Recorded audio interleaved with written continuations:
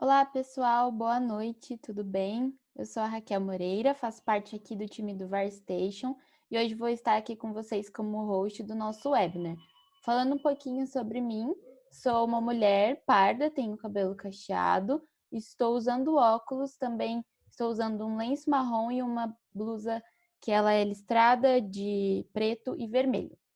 E agora, falando um pouquinho sobre o nosso webinar de hoje, o assunto que nós decidimos falar é sobre o diagnóstico precoce da atrofia muscular espinhal através do teste do pezinho.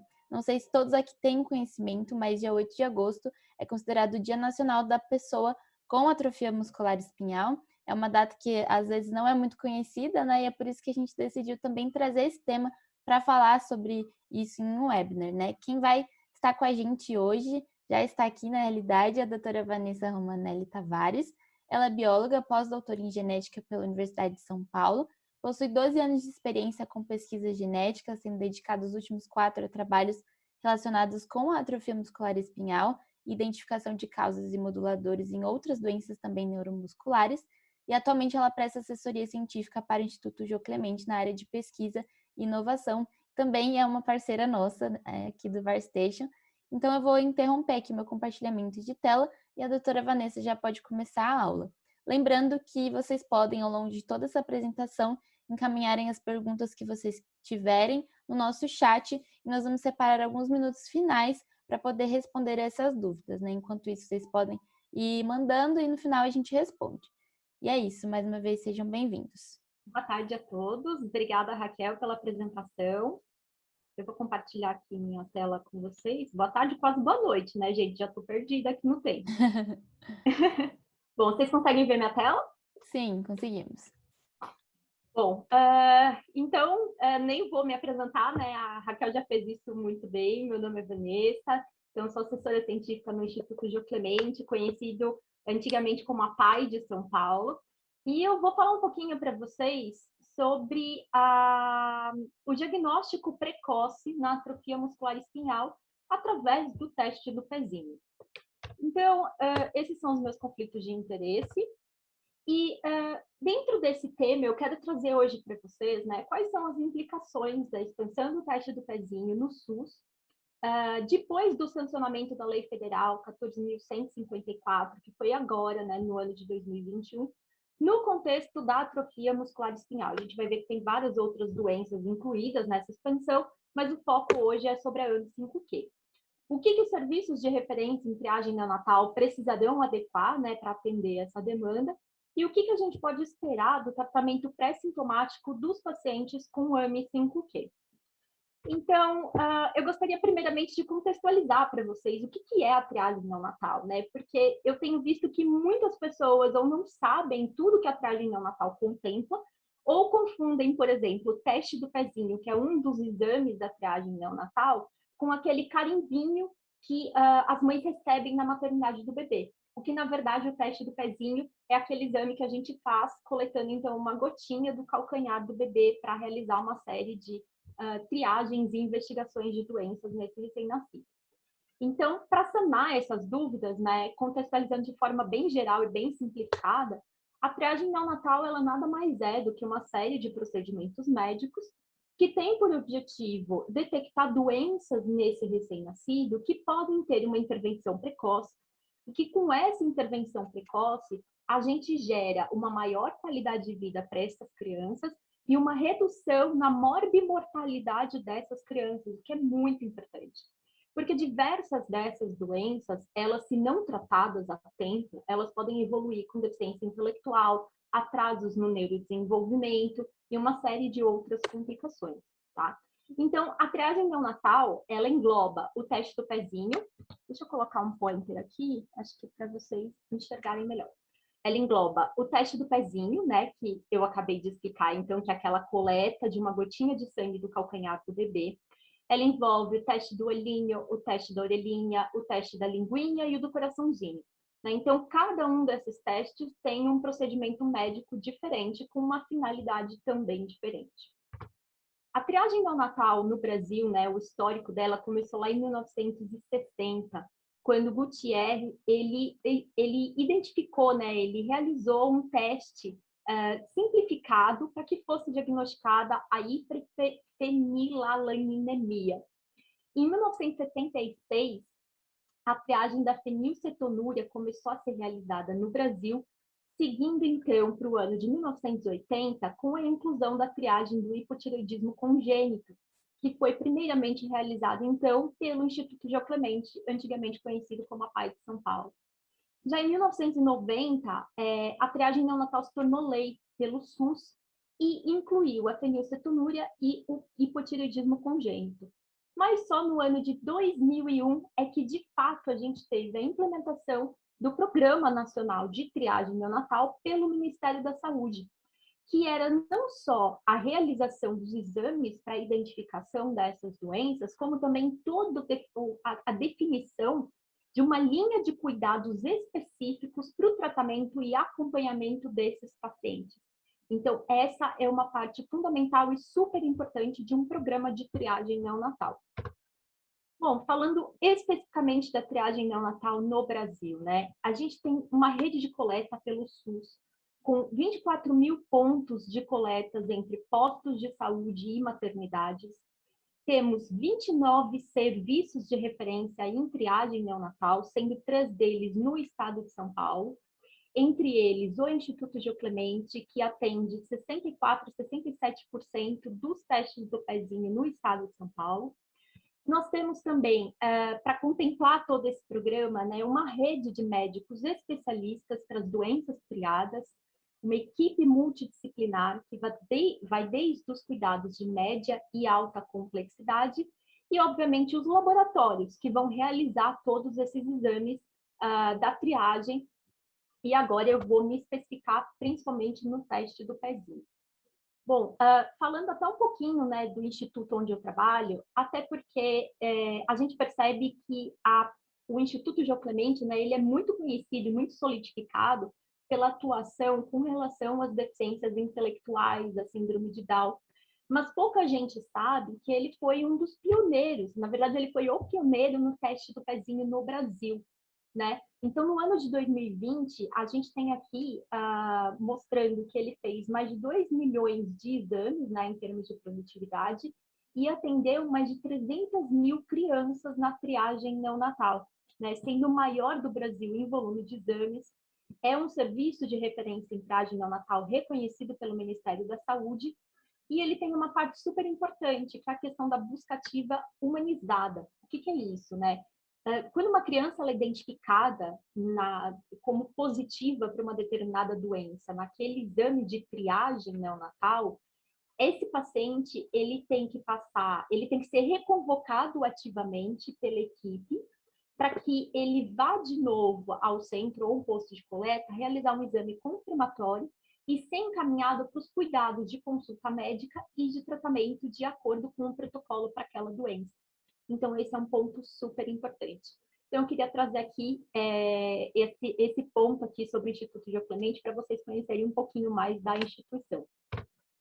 Bom, e qual que é o cenário atual do teste do pezinho no Brasil, né? Atualmente, o teste do pezinho oferecido pelo SUS, ele contempla 6 doenças: a fenilcetonúria, hipotireoidismo congênito, fibrose cística, anemia falciforme e outras hemoglobinopatias, a hiperplasia adrenal congênita e a deficiência da biotinidase. Mas é importante dizer que em alguns lugares do Brasil, como por exemplo no Distrito Federal, o teste do pezinho oferecido pelo SUS, ele contempla mais de 50 doenças. Então é sempre bom a gente verificar na Secretaria Estadual de Saúde da região onde você está, quantas doenças atualmente o teste do pezinho atende. Tá? E, obviamente, no cenário dos laboratórios privados, a gente tem teste do pezinho sendo realizado para mais de 300 doenças por vez. Tá? Bom, e aqui a gente tem um relatório, né, do SUS de 2019, onde ele mostra que mais de 2 milhões de recém-nascidos foram triados para o teste do pezinho. Né? Sendo que aproximadamente 60% deles realizaram o teste do pezinho até o 5º dia de vida, o que é super importante. Tá? O protocolo de coleta de amostra para o teste do pezinho, ele preconiza que o teste seja realizado entre 48 horas até o 5º dia de vida do bebê. Por quê? Porque algumas doenças, elas se desenvolvem de forma muito rápida. E você tem que ter uma intervenção precoce para evitar todas as complicações, como eu já mencionei anteriormente, que o atraso nesse diagnóstico pode trazer para a vida daquela criança, levando até mesmo à morte em alguns casos, né? E o Programa Nacional de Triagem Neonatal, no ano de 2019, ele teve cobertura de mais de 77% no SUS, né? Sendo importante ressaltar que nesse número não estão contemplados aqueles recém-nascidos que foram criados através de programas privados.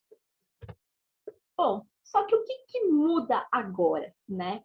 A gente teve, então, a lei federal, que agora é onde que a gente vai chegar no ponto específico da nossa conversa, onde foi aprovada uma expansão do teste do pezinho, que é uma grande vitória de diversas instituições, diversas associações de paciente, e que essa expansão ela vai poder contemplar até 53 tipos diferentes de doenças e condições especiais de saúde, né?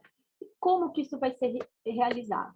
Então, obviamente, uma série de modificações, de implementações vão ser necessárias, que a gente vai conversar um pouquinho mais para frente.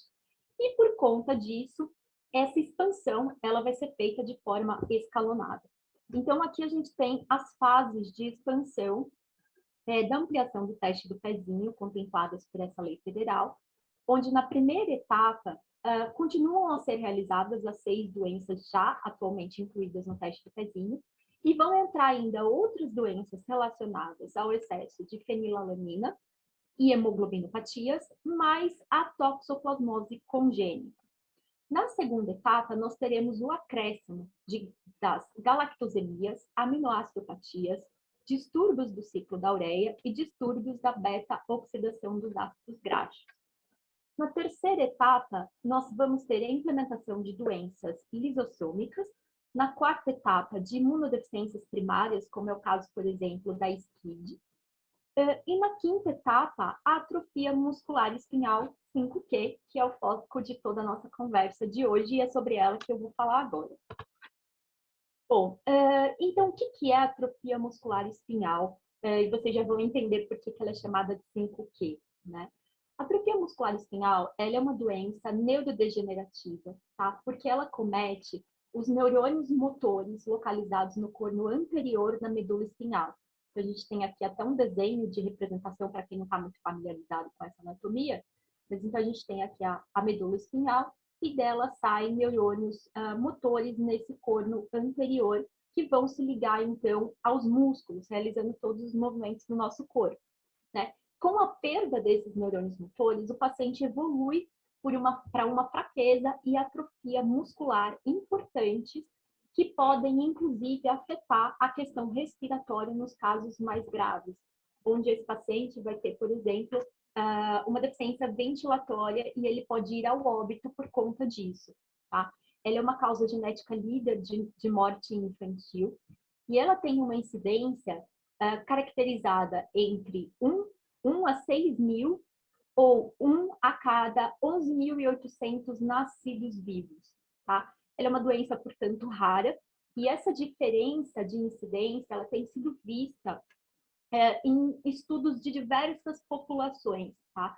Essa incidência ela varia de população para população no mundo inteiro, e por vezes alguns vieses desses estudos acabam trazendo uma menor ou uma maior incidência, coisa que vem mudando com os estudos de mundo real realizados principalmente no contexto de triagem neonatal.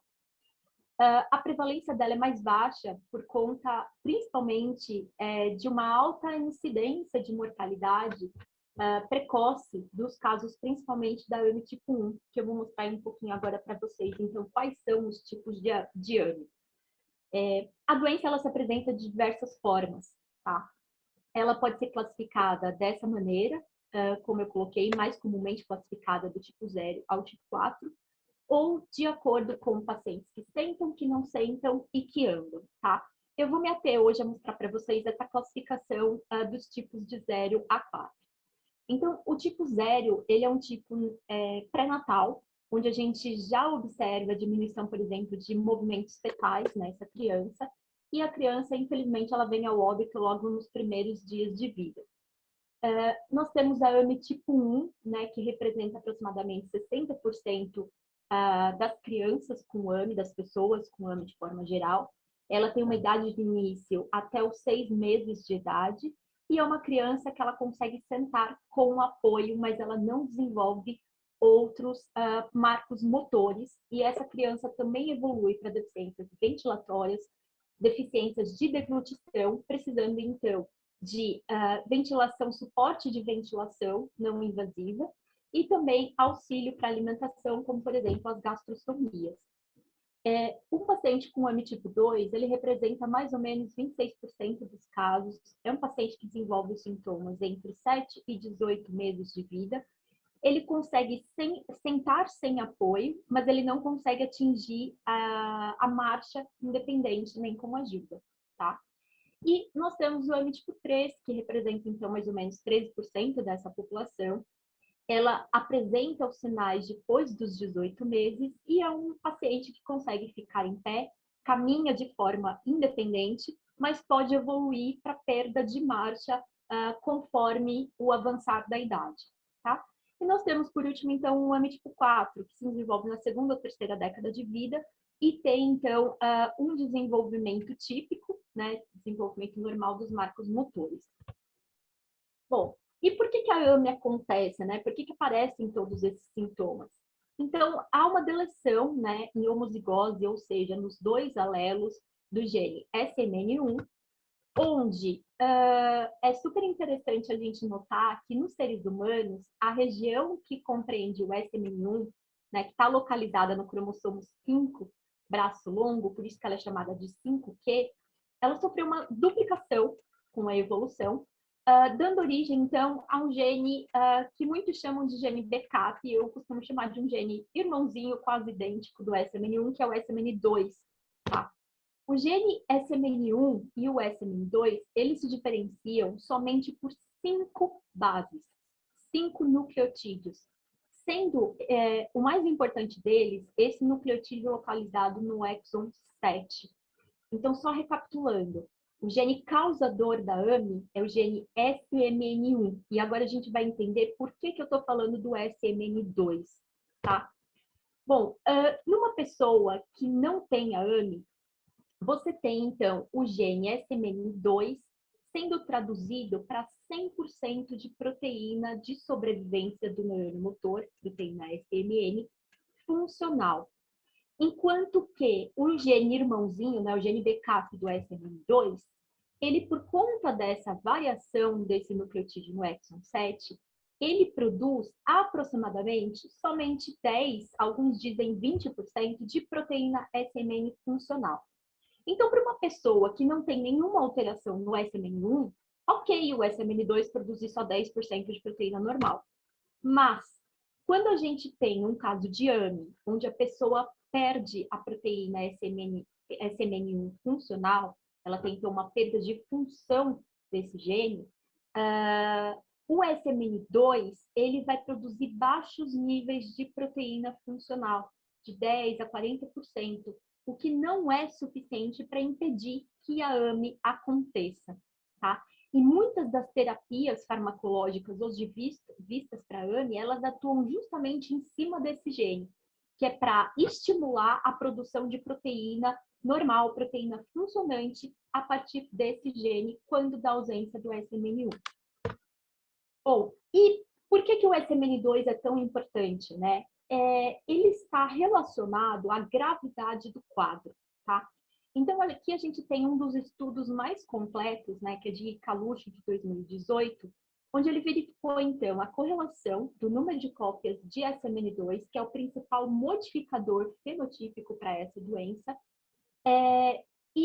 A gente pode ver que, por exemplo, pacientes com uma cópia de SMN2, ele, na maioria dos casos, ele vai ter o tipo 1 de AME, assim como pacientes com 2 cópias de SMN2, né? Mas já os pacientes com tipo 3 de AME, né, esses 54%, por exemplo, eles vão ter, na maioria dos casos, 3 cópias de SMN2. Só que vocês podem ver que essa correlação não é absoluta, sendo que a gente pode encontrar pacientes com tipo 1, tipo 2 e tipo 3 de AMI que têm 3 cópias de SMN1, 3 cópias de SMN2. Assim como mesmo é visto para pacientes que têm 2 cópias de SMN2. Você encontra os 3 tipos da doença, embora em frequências diferentes. Bom, e é muito interessante, eu gosto muito de trazer esse quadro, porque é muito interessante a gente ver como o conhecimento sobre a AMI, como as terapias se desenvolveram rapidamente, se a gente pensar em terapias avançadas, né? Então, para vocês terem uma ideia, o gene da AMI ele foi descoberto em 1995. E em apenas alguns anos, nós tivemos, então, já em 2010, o primeiro ensaio pré-clínico, ou seja, aquele realizado em modelos animais, com uma terapia para atrofia muscular espinhal. Então, isso é super recompensador em termos científicos. E por que é tão importante a gente pensar na triagem neonatal da AMI, né? E aqui eu quero levantar 2 pontos importantes para vocês. Bom, o primeiro que, como a gente vai ver adiante, né, de acordo com toda essa evolução da ciência, a gente hoje tem terapias para a gente modificar a história natural dessa doença. E um dos outros motivos é de que a frequência de pessoas que portam um gene alterado para atrofia muscular espinhal ela é muito grande, tá? Então, só para deixar claro e todo mundo alinhado, o portador é aquela pessoa definida como uma pessoa que carrega um gene alterado da atrofia muscular espinhal, mas que tem o outro gene normal, né, outro alelo normal, e ela não apresenta os sintomas. Mas ela pode passar esse gene alterado para a prole, e se a pessoa, por exemplo, tem um filho com uma outra pessoa que também é portadora, há 25% de chance de nascer uma criança com atrofia muscular espinhal. E a gente pode ver que uma a cada 40, 60 pessoas na população são portadoras do gene da atrofia muscular espinhal. E como eu já mencionei, essa frequência de portadores, assim como a incidência da doença, ela varia bastante de população para população. Então, sendo que, por exemplo, na população africana, ela é encontrada numa taxa de 1 a 72, e numa população europeia ou hispânica, 1 para 68. Tá? Então, isso varia nas populações. O segundo ponto da importância da triagem neonatal da AMI é a questão de que os casos muito graves de atrofia muscular espinhal, como, por exemplo, a AMI tipo 1, elas têm as crianças têm uma morte de neurônios motores de aproximadamente 90 a 95% das unidades motoras nos primeiros 6 meses de vida. Então, isso reflete numa criança que não vai atingir marcos motores, que vai precisar de intervenção ventilatória precocemente e intervenção para alimentação precocemente, porque ela perde a capacidade de deglutir, podendo, inclusive, né, se demora a diagnosticar, fazer broncoaspiração, o que é super perigoso, tá? Então, aqui eu trouxe um gráfico, né? Eu não vou me aprofundar nisso, mas para vocês terem uma ideia, né?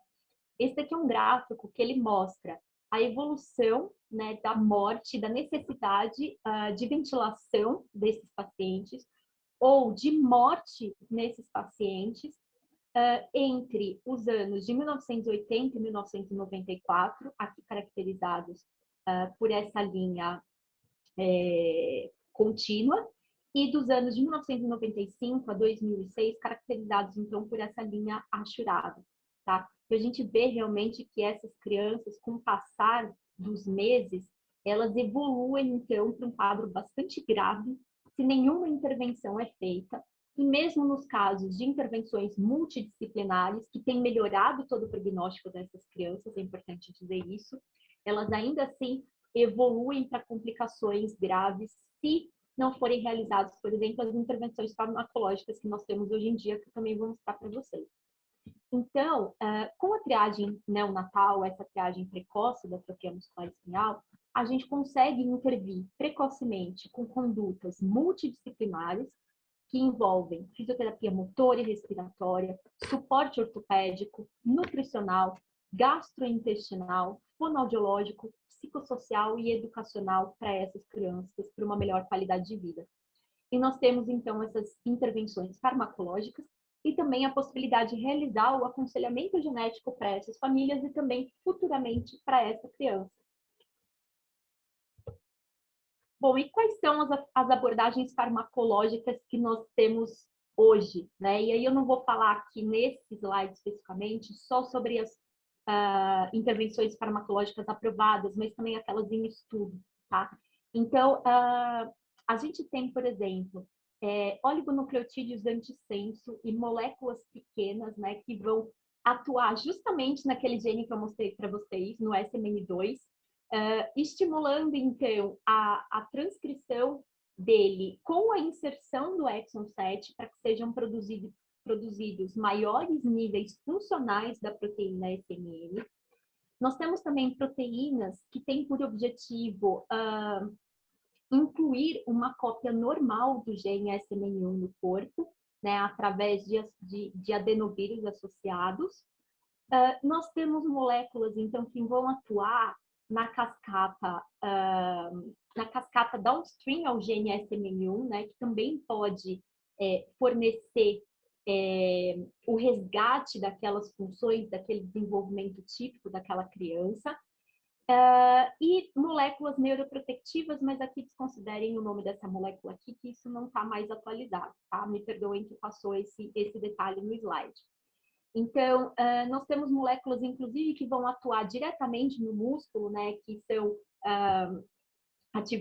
ativadores da inibição da miostatina, né, promovendo também um melhor fenótipo dentro da questão muscular desse paciente. E eu não vou me ater tanto a isso hoje, porque senão vai ficar muito complexo de trazer nessa palestra. Mas aqui nós temos, então, todas as moléculas que estão em desenvolvimento, tá? Que já passaram para a fase de estudo clínico, fase 1, 2 ou 3. E essas 3 principais moléculas, que é o que eu quero me ater aqui também, que são as moléculas hoje aprovadas pelo FDA nos Estados Unidos, pelo EMA na Europa e também pela Anvisa aqui no Brasil. Que é o Spinraza, da Biogen, o Zolgensma, da Novartis, que é uma terapia gênica, e o Evesdri, mais conhecido como Rigisplan, da Roche, tá? Bom, então qual que é esse cenário de aprovação de terapias factíveis no Brasil, né? Em 2017, nós tivemos a aprovação do Spinraza na Anvisa. Em 2019 e 2021, nós tivemos a incorporação da AME tipo 1 e da AME tipo 2 no SUS, tá? Para o tipo 2 foi bem recente, foi agora em maio desse ano.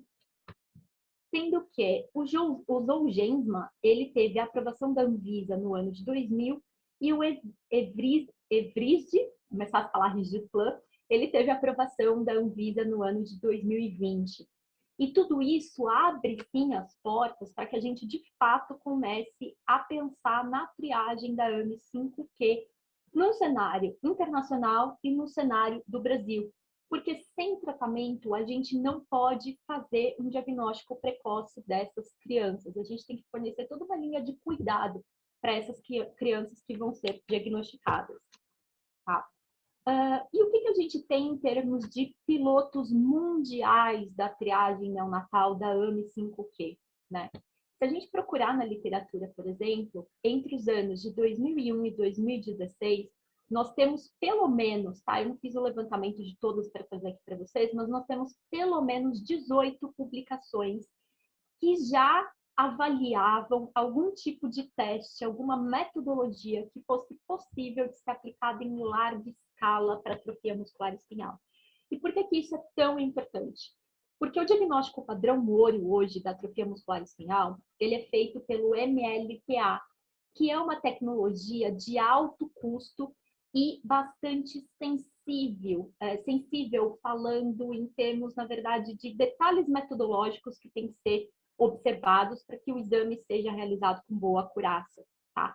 E o MLPA não é possível da gente aplicar em larga escala, tá? A gente precisava de outros tipos de exame para que a gente pudesse aplicar num contexto de triagem do teste do pezinho, de por exemplo, 8 a 30 mil recém-nascidos por mês, tá? Se a gente pensar num cenário do estado de São Paulo, né? E aí, em 2017, nós tivemos o primeiro estudo piloto mundial realizado em Taiwan, em Nova York, seguido, então, em 2019 por Japão, China, Austrália e Alemanha. Em 2020, Turquia, Nova York novamente, mas por uma questão de verificar quais foram os desfechos clínicos daqueles pacientes diagnosticados e tratados precocemente, e também com relação a desfechos clínicos na Alemanha, tá? E aqui eu trago um dado importante, né, que é justamente sobre a questão de o que os laboratórios do Brasil vão precisar se adequar, né? Um estudo de Nova York mostrou que 17 centros que realizaram a implementação estadual da triagem neonatal, eles demoraram 20 meses para fazer essa implementação estadual. E aí, me desculpem, não é em Nova York, foram 17 estados nos Estados Unidos que levaram, em média, 20 meses para realizar de maneira completa toda essa implementação estadual. Bom, e aí o que aconteceu, né? Com esse estudo da Alemanha, havia uma recomendação para que os pacientes com até 3 cópias de SMN2 fossem tratados, tá? Só que esse estudo da Alemanha identificou um caso de um paciente com 4 cópias de SMN2 que evoluiu para um tipo grave de AMI, um AMI tipo 2. E a partir desse momento, então, um grupo de médicos especialistas, referências no tratamento de atrofia muscular espinhal, decidiu revisar as recomendações para tratamento de crianças diagnosticadas através da triagem neonatal, para que todas as crianças que tivessem até 4 cópias do gene SMN2, que é aquele gene modificador e preditor da gravidade da doença, pudessem ser tratadas uma vez do diagnóstico na triagem neonatal. Bom, e o que a gente tem no Brasil, né? Esse foi o cenário mundial, mas a nossa lei federal para a inclusão da AMI no teste do pezinho chegou nesse ano. Então, no cenário de triagem neonatal no Brasil, nós vamos precisar adequar o teste de triagem, tá? O teste confirmatório e também a linha de cuidados, tratamento, acompanhamento e incorporação de tecnologias voltadas para promoção, prevenção e cuidado integral dessa criança. E o que é muito importante ser articulado nesse momento é uma articulação entre o Ministério da Saúde, as secretarias de saúde dos estados, municípios, inclui também o Distrito Federal, e os serviços de apoio, tá? Porque cada um desses setores vai ter um papel fundamental na definição, então, desses protocolos de triagem e protocolos de encaminhamento e tratamento desses pacientes aos centros especializados. Bom, com relação ao teste propriamente dito, né, os laboratórios de referência em triagem neonatal, a AMI representa um dos primeiros testes genéticos a serem realizados dentro dos laboratórios de triagem, né? A maioria dos testes, ela busca por alterações, eles buscam por alterações bioquímicas, feitos por metodologias diferentes do que a gente vai precisar agora colocar para a identificação da atrofia muscular espinhal. Existem outras 2 doenças, que é a imunodeficiência grave combinada e a gama-globulinemia, mais conhecidas como SCID e a gama, respectivamente, que também usam metodologias de testes genéticos que têm como molde a molécula de DNA para que seja identificada a alteração causativa daquela doença, né? Então, nesse sentido, a gente pode aproveitar essa metodologia para incluir a atrofia muscular espinhal, até porque o SCID e a gama, eles vão entrar na 4ª fase de implementação escalonada dessa expansão do teste do pezinho, o que representa, então, uma vantagem na hora que a gente está falando de SCID, a gama e AMI, tá? Essa metodologia, ela existe de diversas formas, tá? Tem diversos métodos validados para que seja realizada a triagem especificamente da AMI falando, mas a PCR em tempo real é a mais comum e com melhor acurácia dentre elas realizadas. Inclusive, a maioria daqueles programas pilotos que eu mostrei para vocês anteriormente foi realizado, então, pela técnica de PCR em tempo real, com algumas variações de análise, tá? E o teste confirmatório também vai precisar ser incluído. O teste confirmatório, então, pode ser realizado pelo padrão ouro de MLPA e também existem alguns programas internacionais realizando esse teste confirmatório através da PCR digital em gota, tá? Como seria a tradução literal aí para o português. E o outro ponto importante vai ser uma adequação e uma revisão do protocolo clínico de diretriz terapêutica para os pacientes pré-sintomáticos. Por quê? O PCDT atual para AMI tipo 1 inclui pacientes pré-sintomáticos, mas aqueles que têm o teste genético confirmado, têm histórico familiar de atrofia muscular espinhal e têm até 3 cópias de SMN2. O que vai contra a recomendação internacional de tratamento de pacientes diagnosticados através da triagem neonatal, tá? Então, é super importante que esse PCDT seja revisto, ou seja, reformulada essa conduta de tratamento para crianças diagnosticadas através da triagem neonatal, porque a gente precisa discutir a questão de incluir pacientes com até 4 cópias de SMN2. A gente precisa discutir as implicações éticas desses pacientes que, porventura, podem desenvolver uma AMI mais tardia. E também a gente precisa considerar que, uma vez a frequência da AMI ser tão alta, né, 1 para 40, os casos de AMI, eles acontecem muito mais num cenário que não é familiar do que num cenário familiar. Ou seja, não é incomum a gente achar um caso de AMI numa família onde nunca antes teve um caso de AMI. Então, esse é o outro ponto que precisa ser revisto nessa inclusão dos pacientes no PCDT. Bom, e falando um pouquinho agora dos desfechos, né? O que a gente tem, então, de desfecho clínico nos pacientes que são triados precocemente, identificados precocemente e têm uma conduta adequada, tá? Aqui, importante dizer, né, que aqueles programas pilotos realizados em Nova York, Alemanha e Austrália, que eu vou trazer de exemplo aqui para vocês, eles tiveram tempo para tratamento em até 36 dias de vida, tá?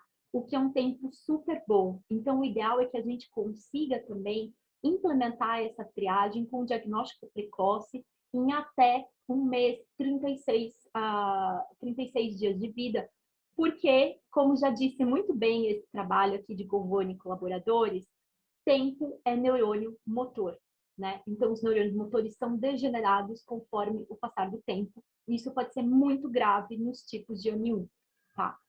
Então, aqui eu quero mostrar rapidamente para vocês o que a gente já tem de publicação de 3 estudos realizados com pacientes pré-sintomáticos. Alguns deles ainda não estão publicados, eles foram apresentados em resumos de congresso, e por isso eu não vou trazer tantos gráficos para vocês, tá?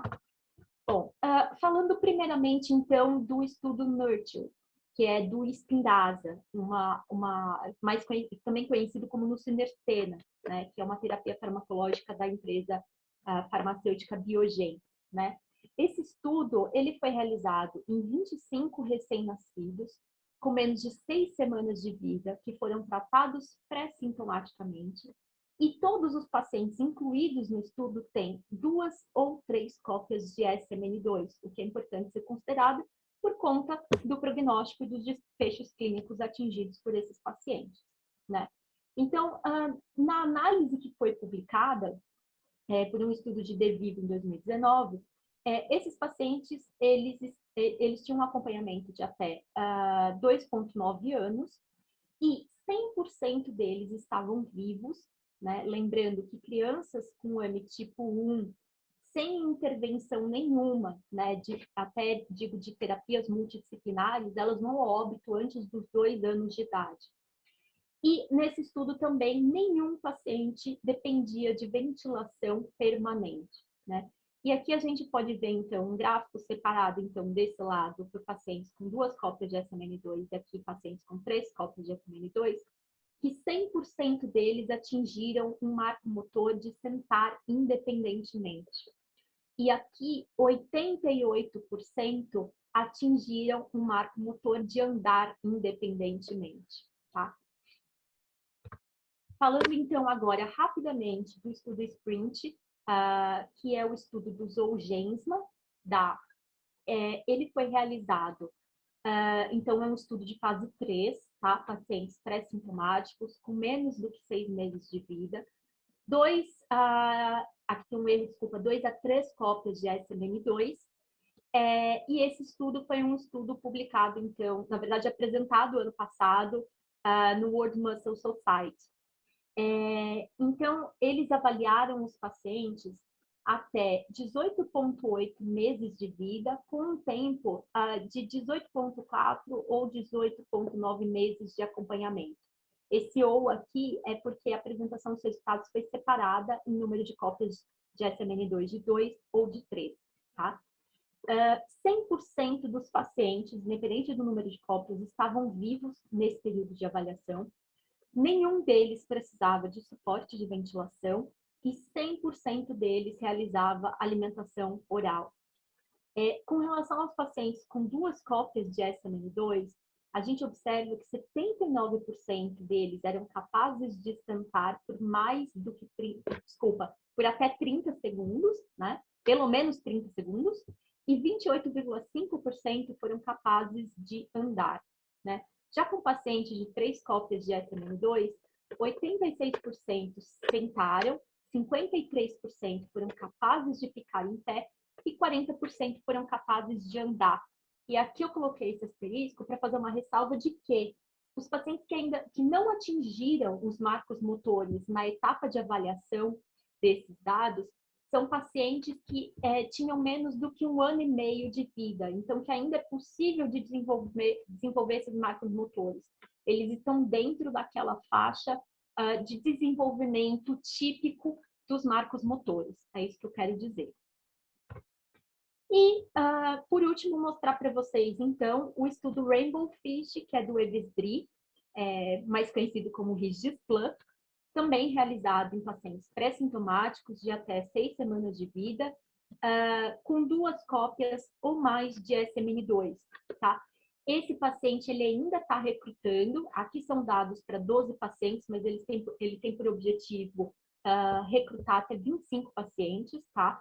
Um dos centros de recrutamento para esse estudo fica no HC da Faculdade de Medicina da USP.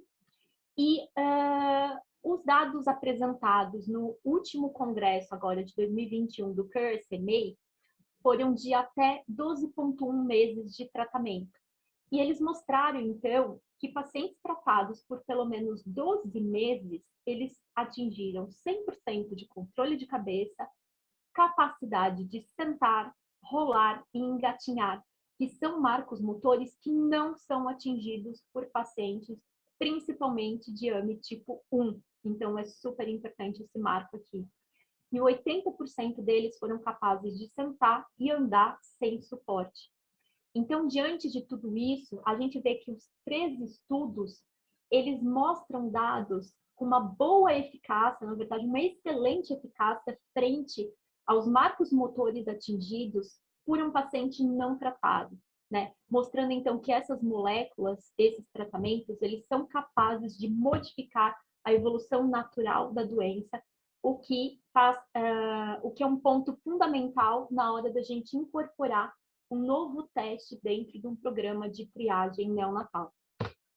Então, como mensagem final, eu quero deixar aqui para vocês, né, que nesse momento, né, diante da aprovação do sancionamento da lei federal, é importante, então, que haja articulação de todas as esferas do programa de triagem neonatal no Brasil, esfera federal, estadual, municipal, entre os laboratórios referências de triagem e todo o setor de apoio, de encaminhamento e acompanhamento desses pacientes. A gente tem uma rede muito legal sendo formada no estado de São Paulo, que ainda não está publicada, mas a gente espera que em breve esteja, né? Isso vai dar consistência para esse programa de acompanhamento dos pacientes. É necessário que haja educação dos profissionais que estão na linha de frente, nos postos de coletas e de atendimentos e de maternidade, para que eles conheçam essa doença rara, saibam como encaminhar adequadamente esses pacientes, que haja uma implementação de metodologias de triagem baseadas em DNA, né? Então, esse daqui foi tema do meu estudo de pós-doutorado, que em breve vai ser publicado, eu vou poder trazer para vocês também. E que haja também uma definição clara dos critérios de tratamento desses pacientes, que foi aquele ponto importante que eu levantei sobre o PCDT, né? Com relação à idade, ao número de cópias de SMN2 e que tudo isso seja consolidado. Então, eu agradeço a atenção, a oportunidade, o convite da BioStation de trazer um tema tão importante para a nossa sociedade, para que cada vez mais pessoas possam buscar os seus direitos, né? Raquel, só para finalizar, eu achei muito interessante uma live que o IJC fez com alguns profissionais da equipe, onde eles levantaram um ponto que eu discuti há um tempo com um familiar, que era a questão de muitas vezes o médico que está em contato com aquela gestante, ele não sabe informar sobre os testes do pezinho, tanto os oferecidos no sistema público quanto no sistema privado de saúde, né? E aí eu estou me referindo, por exemplo, a obstetras. Então, é super importante que essas mães tenham esse contato, saibam, tenham essa informação desde o acompanhamento pré-natal, quando ela está ainda com a intenção de engravidar e passa por um obstetra, né? Para que ela consiga se empoderar e saber que ela pode fazer o melhor pelo filho dela quando ela nascer. E não só quando ela já tiver contato com o pediatra, que obviamente os pediatras estão super a par desse assunto. Então, acho que a gente tem muito a evoluir aí em termos de educação, e a ViStation abre essa porta para a gente disseminar o conhecimento. Obrigada. Muito obrigada, doutora Vanessa. O pessoal aqui no chat também está agradecendo. Eu acho que essa sua fala final realmente resumiu bastante daquilo que a gente tem pensado, daquilo que a gente acredita. E, bom, eu vou lendo aqui, enquanto isso, os comentários que estão vindo pelo chat. O pessoal pode ficar bem à vontade. Vou lendo alguns comentários. A Ana Cláudia ela comentou: parabéns pela palestra, tema maravilhoso. Minha bebê tem 1 ano e tivemos a oportunidade de fazer o teste do pezinho estendido. E muitas mães realmente não têm esse conhecimento, assim como foi comentado e trazido aqui. A Marina ela comentou assim também: parabéns pela aula, Vanessa. Eu tive a oportunidade de acompanhar um caso de AME de um filho de um conhecido que infelizmente conseguiu recurso para adquirir o Zolgensma, não sei se é assim que pronuncia. Como é uma terapia extremamente cara, qual a sua expectativa do acesso a esses medicamentos?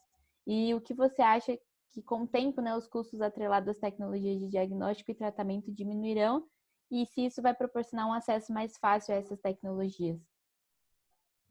Nossa, é uma pergunta super importante, né? Eu acho que a comunidade AME como um todo tem batalhado muito por isso, pelo acesso, e as associações de pacientes têm feito um excelente trabalho nesse sentido, de articular realmente com os governos, com as farmacêuticas, para que a gente busque esse acesso. Infelizmente, hoje, Raquel, o cenário não é o ideal, tá? Então, assim, a gente tem, por exemplo, os Zolgensma, né, a molécula mais cara do mundo, tá? Muitos pacientes, eles têm feito vaquinhas na internet para conseguir acesso a essa terapia. Porque, embora ela esteja aprovada pela Anvisa, ela ainda não foi incorporada no Conitec, né? Então, desculpa, ela ainda não passou pelo Conitec para ser incorporada ao SUS. É isso que eu quero dizer, né? Então, o Nusinercena, né, que é o Spinraza, hoje em dia ele está incorporado no SUS. Os pacientes conseguem ter acesso, mas de acordo com os critérios de inclusão, né? Então, pacientes com AMI tipo 1 têm alguns critérios de inclusão, por exemplo, não estar em ventilação permanente 24 horas por dia. Agora o AMI tipo 2 ainda não saiu a resolução, né, o PCDT certinho, mas também haverão critérios específicos, né? Mas pacientes com AMI tipo 3 não conseguiram acesso às medicações, embora isso possa ser feito pela saúde suplementar. Mas, aqui eu faço um parênteses, a gente sabe que a maioria da população brasileira depende do SUS, né? eu não estou lembrando agora a porcentagem, mas teve um relatório que saiu agora, se eu não me engano, 77% da população depende do SUS, né? Então, não é todo mundo que vai ter acesso a um plano de saúde particular para poder solicitar isso da saúde suplementar, que hoje em dia eles são obrigados a fornecer o tratamento. Tá? O custo do medicamento, né, e falando pelo primeiro aprovado no Brasil, ele caiu consideravelmente desde da vinda dele para o Brasil, tá? Até porque quando ele chega no sistema público de saúde, é possível de se fazer negociações em cima desse preço, mas o que eu vejo é o seguinte, eu acho que a gente tem que colocar na balança os custos de fato atribuídos ao investimento de um ensaio clínico para o desenvolvimento da molécula e aquilo que está sendo cobrado da população. Porque eu acho que isso, a maior das preocupações eu estimo que em 5 ou 10 anos a gente vai ter terapias avançadas para muitas doenças raras, né? Como hoje já é possível, por exemplo, no cenário de doenças lisossomais, tá? Então, fica aí a pergunta, não tenho resposta para isso. E na verdade, eu acho que cada um aí vai poder trazer uma resposta. O sistema de saúde público vai conseguir absorver todas elas, né? Então, eu acho que a gente chegou num ponto que realmente o sistema público de saúde e as farmacêuticas, elas têm que conversar para melhor articular essa questão do acesso aos pacientes. Então, é dessa forma que eu vejo. Eu acho que o preço tende a cair, sim. Agora, o quanto para ser acessível ao governo ou ao paciente em última instância, a gente não consegue prever. A gente estima um cenário otimista, né, Raquel? Mas acho que é super difícil ter uma resposta assertiva para isso, tá bom? Agradeço a pergunta. Eu posso fazer só um comentário? Vanessa, oi. Marina, tudo bem? Tudo bom? Eu que te fiz essa pergunta e, né, eu comentei sobre esse caso que eu acompanhei do filho de um conhecido que ele foi diagnosticado com AME bem novinho, ele deve ter 1 ano e 3 meses, eu acho. Então foi algo que me chamou muita atenção e eu comecei a procurar mais sobre a AME. E ele realmente o preço do medicamento ele conseguiu agora, como eu comentei aí na pergunta escrita, né? E assim, 12 milhões de medicamento. Eu fiquei, gente, ele chegou a fazer essas vaquinhas, né? Que você comentou, ele chegou a fazer uma vaquinha, arrecadou 3 milhões, mas o plano de saúde vai arcar com o resto. Então é isso que você falou, acho que a saúde suplementar vai acolhê-lo aí nessa parte, para ele já diz que já foi pago, inclusive, o medicamento, e foi uma vitória, né, para eles e para a gente que estava acompanhando também, ficou todo mundo muito feliz. Mas uma outra curiosidade que eu tenho, né, sobre o assunto, sobre a AME, por que, né, dentro daqueles critérios que você mostrou, daquelas etapas, né, de expansão da triagem neonatal, por que a AME ficou em 5º lugar? Eu queria entender os critérios sabe? Por que ela elencou desse jeito? Por que a AME ficou em 5º lugar? É uma ótima pergunta. Eu fiz uma outra live mês passado, não me lembro exatamente, e que perguntaram a mesma coisa, né? A gente fez algumas suposições, tá? Eu acho que uma delas, primeiramente, é com relação à metodologia, tá? Então, a metodologia da AME e da Esquidia Gama, né, que ficou para a 4ª fase, elas são metodologias completamente diferentes das que vão ser implementadas para essa expansão. Embora a gente possa falar, por exemplo, da espectrometria de massas, que ainda não é todo o centro de teste de triagem neonatal que realiza, né? O IJC já tem a espectrometria de massas implementada há algum tempo, até por conta de que em dezembro do ano passado houve uma expansão do teste do pezinho em contexto municipal, né, não federal como é a lei, mas a gente sabe que outros laboratórios vão ter que aprender a trabalhar com a espectrometria de massas, né? Então, aí a gente pergunta, poxa, a espectrometria de massas é tão complexa quanto um real-time que vai ser muito provavelmente utilizado para a AME e para a Esquidia Gama, né? Porque justamente ficou para essa última etapa. Então, essa foi uma consideração que a gente fez, mas ninguém tem ao certo o porquê dessa questão, tá, Marina? O que a gente discute muito é da possibilidade dessa questão da expansão da educação, do treinamento dos centros, para que a gente possa pensar em antecipar essa fase, né? Talvez se a gente mostrar que realmente os centros todos estão preparados para essa incorporação, a gente precisa trazer essa fase aqui um pouquinho para mais cedo, né? Entendi. Não é algo estático, então, estabelecido, sabe? Em teoria, sim. Isso é só realmente uma extrapolação da questão, tá?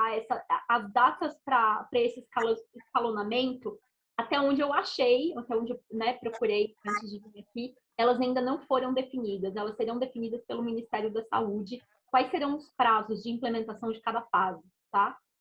Uhum, entendi. Beleza, muito obrigada. E parabéns pela aula, foi muito boa. Imagina. Obrigada. Muito obrigada, Marina, pelas contribuições aqui também no nosso debate. Bom, trago mais uma pergunta do Dante. Ele agradece, né, e parabeniza pela apresentação, diz que é muito bom ter a oportunidade de aprender novamente com você. E a dúvida dele foge um pouco do tema do teste do pezinho, mas ele diz que gostaria de saber se conseguiram produzir modelos com organoides que mimetizem o desenvolvimento da AME. Tá. Dante, feliz de ver que você está assistindo a palestra, lembro de você.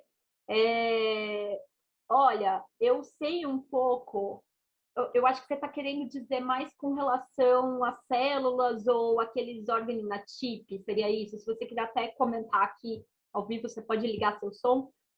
Eu vou falar o que eu sei, o que eu tenho de conhecimento, tá?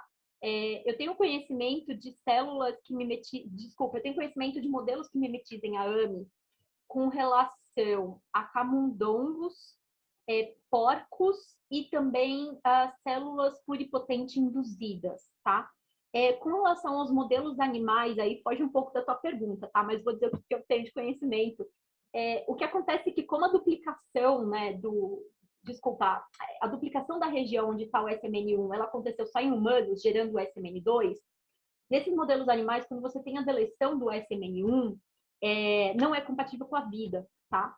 Então, eles inserem uma cópia do gene SMN2 humano nesses modelos para que esses animais se mantenham vivos e possa ser estudado o fenótipo. Então, você precisa ter pelo menos uma porcentagem ali de proteína SMN funcional para que esses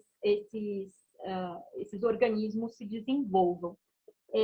Eu não sei te dizer com relação ao qual que é o avanço dessas células-tronco pluripotente induzidas e outros organoides. Aí vai para um cunho um pouco mais funcional, né? Minha especialidade é bastante genômica, eu precisaria dar uma olhadinha, mas a gente pode discutir isso sem problemas. Eu deixei meu contato no final da aula, se você quiser, você me escreve depois e a gente conversa. Muito obrigada, doutora Vanessa. O Dante comentou aqui no chat, né? Seriam com IPCS mesmo. Com IPS tem sim. Eu não vou lembrar de cabeça, já faz uns anos aí que eu estudei no começo do meu pós-doc, mas tem alguma coisa assim, me contacta que eu posso te mandar as referências que eu já tenho sobre isso. Excelente, muito obrigada pela resposta. Bom, tivemos aqui mais um comentário, primeiro do Lucas, que ele fala, creio que novas plataformas de medicamentos mais personalizadas, mais adequadas, sejam um futuro para o barateamento das terapias para doenças raras. E a Vanessa também comenta, parabéns, Vanessa, muito esclarecedora a sua aula.